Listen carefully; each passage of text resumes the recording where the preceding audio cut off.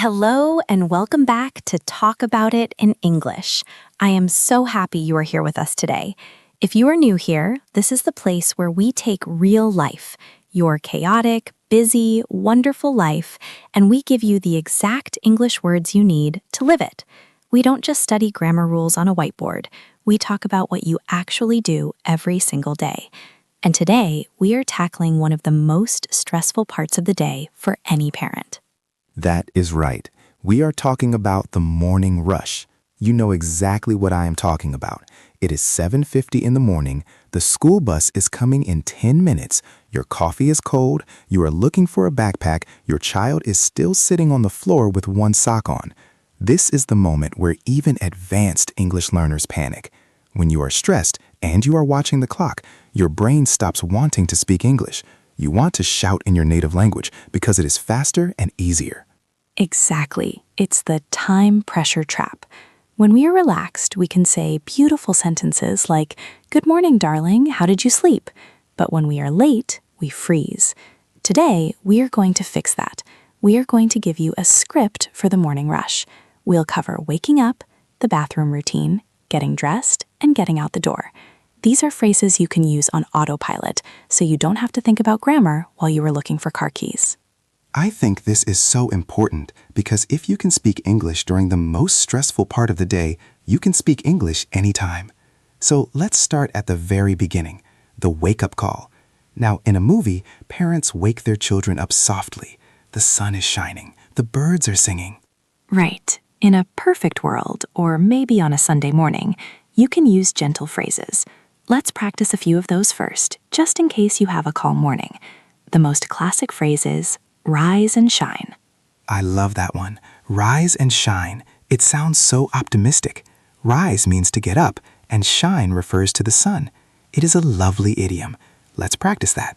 Listen and repeat. Rise and shine. Rise and shine.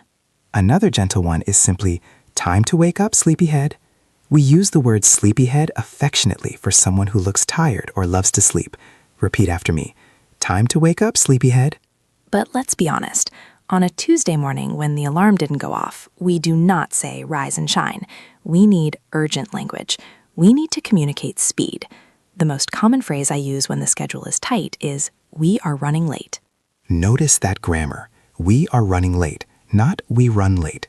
We use the present continuous tense because it is happening right now. It is a process. We are in the process of being late.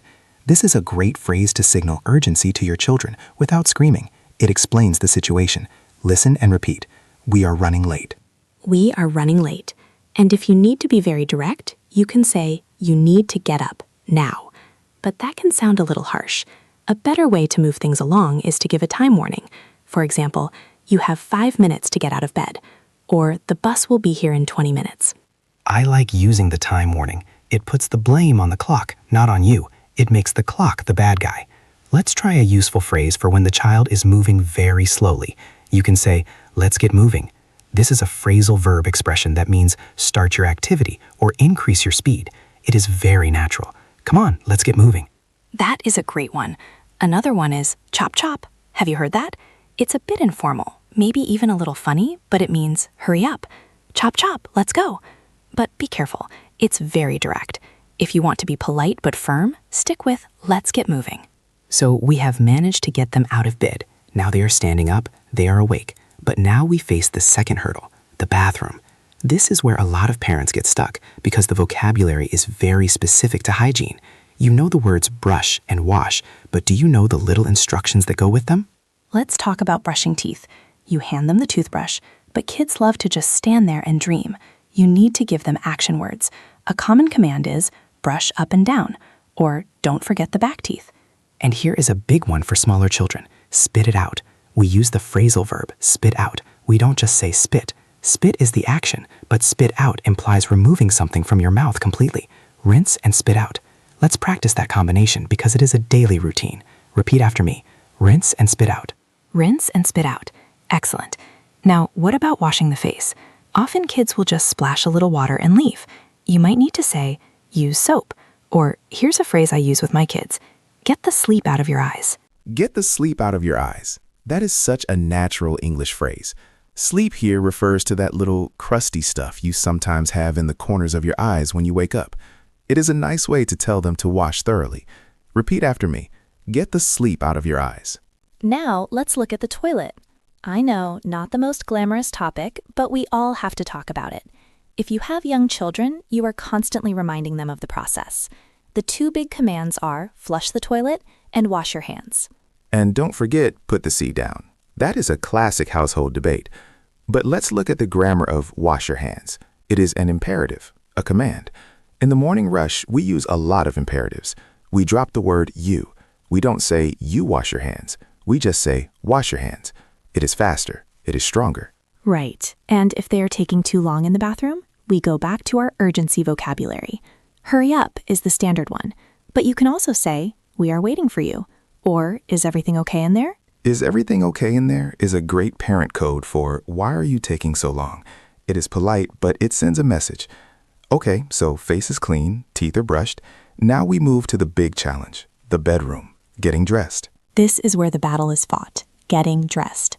The vocabulary here is rich with phrasal verbs and specific adjectives. The most important phrasal verb you need to know is put on. Yes, please pay attention to this. Many learners confuse put on and wear. Wear is a state. I am wearing a shirt, means I have it on my body right now. But put on is the action of moving the clothes from the chair to your body. In the morning, you are giving instructions for action, so you must use put on. Do not say wear your shoes. Say put on your shoes. That is such a crucial distinction. Put on your socks. Put on your pants. Put on your jacket. It is always put on for the action. Let's practice this heavily because you will say it 5,000 times as a parent. Repeat after me. Put on your socks. Put on your socks. Now, what happens when they do it wrong? Because they will do it wrong. They come out and something looks strange. Maybe the label of the t-shirt is at the front, under their chin. We call this backwards. Your shirt is backwards. This means the back is at the front. Simple. But what if the seams are showing? What if the fuzzy inside part is on the outside? We call that inside out. I love that phrase, inside out. It is very descriptive. The inside is out. So you would say, honey, your shirt is inside out. Take it off and fix it. Note the phrasal verb take off. It is the opposite of put on. So we have put it on and take it off. Let's practice inside out because the pronunciation can be tricky. It links together. Inside out. Almost like one word. Repeat after me. Your shirt is inside out. Your shirt is inside out. And then there are the shoes. How many times have you looked at your child's feet and they look uncomfortable? The big toe is pointing the wrong way. We say, your shoes are on the wrong feet. On the wrong feet. We don't usually say swapped or changed. We just say, they're on the wrong feet. And then you might need to help them with the mechanics of the shoes. If they are sneakers, you might say, tie your laces. Or if they are younger, maybe they have Velcro. You can say, strap your shoes. Tie your laces, strap your shoes. These are the specific action verbs that make you sound like a natural English speaker. If you just say fix your shoes, it is okay, but tie your laces is precise. It builds better vocabulary for your child too. Now let's talk about zippers and buttons. These are fine motor skills that take time. If you are in a rush, you might say, do you need help with your buttons? Or simply, zip up your jacket. Zip up, another phrasal verb. We love phrasal verbs in English, don't we? Zip up, button up. You can use up with both of those to imply finishing the job completely. Button up your shirt means do all the buttons to the top. Okay, let's pause for a second. If you are finding these phrases useful, if you are thinking, yes, I need this for tomorrow morning, please take a second to subscribe to the channel. We make these videos to help you speak about your real life, not just textbook topics. When you subscribe, it helps us find more everyday topics to cover for you. Thank you for that. It really does help. Okay, we have woken up, we have washed, we are dressed, and hopefully our shirt is not inside out. Now we are in the final stage, the departure. This is the hurry up routine at its peak. This is where the clock is ticking the loudest. The main goal here is the checklist. You are the flight attendant checking the passengers. You need to ask quick questions to make sure they have everything. A great pattern is, do you have your? Do you have your lunch? Do you have your homework? Do you have your gym kit? It is a simple pattern, but the repetition is key. Practice this rhythm. It is like a beat. Do you have your lunch? Do you have your bag? And a very common command here is grab. Grab your backpack. Grab your coat. Grab implies taking something quickly with your hand. It fits the energy of the morning rush perfectly. It sounds much more natural than pick up your backpack when you are in a hurry. Grab your bag, let's go. Grab your bag, let's go. That is a very common combination. Now, let's talk about shoes again. We put them on upstairs, but maybe we take them off? No. Usually in many cultures, you put shoes on right at the door. So you might hear, shoes on, let's go. We often drop the verb put entirely in the final seconds. Just shoes on. Shoes on, jacket on, backpack on. It's very efficient language. Now you are at the door, you are opening it. What do you say to signal that we are actually leaving the house?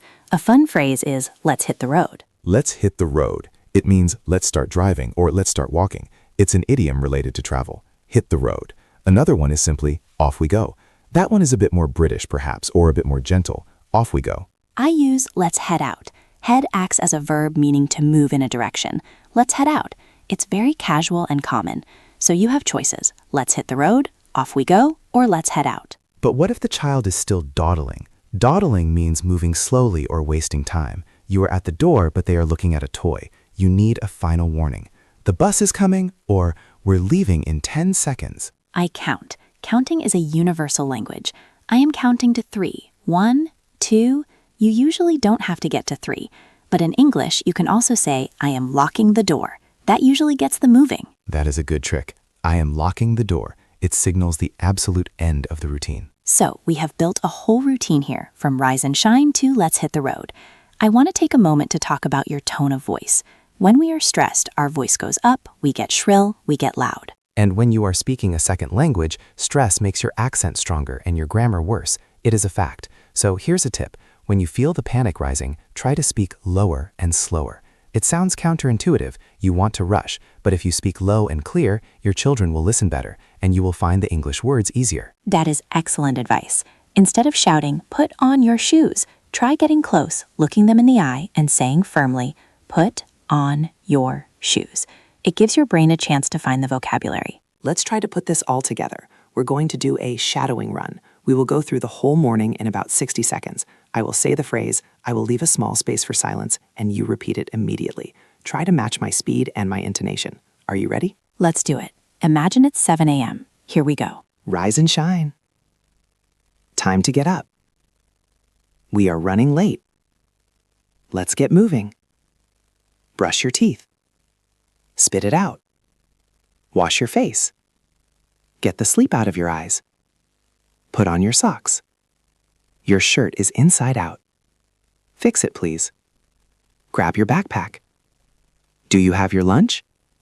Shoes on. Let's hit the road. Great job. Take a deep breath. You just navigated the most stressful hour of the day entirely in English. How did that feel? It helps to practice these when you are not stressed, right? If you practice this video while you are washing dishes or walking the dog, the words will be ready for you when you are actually in the panic of the morning. Exactly. It's about muscle memory. You want these phrases to be in your mouth, not just your head. When you see the shirt label, you want inside out to pop out automatically. I want to add one more layer before we finish, the emotional layer. Sometimes mornings go wrong. Someone cries, someone spills milk, you are late. It happens. It's important to know how to repair the mood in English too. That is so true. You don't want to send your child to school feeling bad. Even if you rushed, even if you shouted, you can end the routine with love. You can say, we made it, or have a great day. We made it is a great phrase. It acknowledges the struggle. It means we survived. It turns the stressful morning into a shared victory. We made it. Have a good day at school. Or simply, I love you. Go have fun. No matter how crazy the morning was, those words reset everything. Let's quickly review the grammar of checklists one more time, because this is a tool you can use for anything, not just mornings. Do you have? Did you? Right. Did you brush your teeth? Did you pack your bag? Did you finish your breakfast? These are simple, past simple questions. But in the moment, we often forget the auxiliary verb, did. We say, you brush teeth? It is understandable, but did you brush your teeth is correct. And for do you have, it is present simple, because it is about possession right now. Do you have your lunch?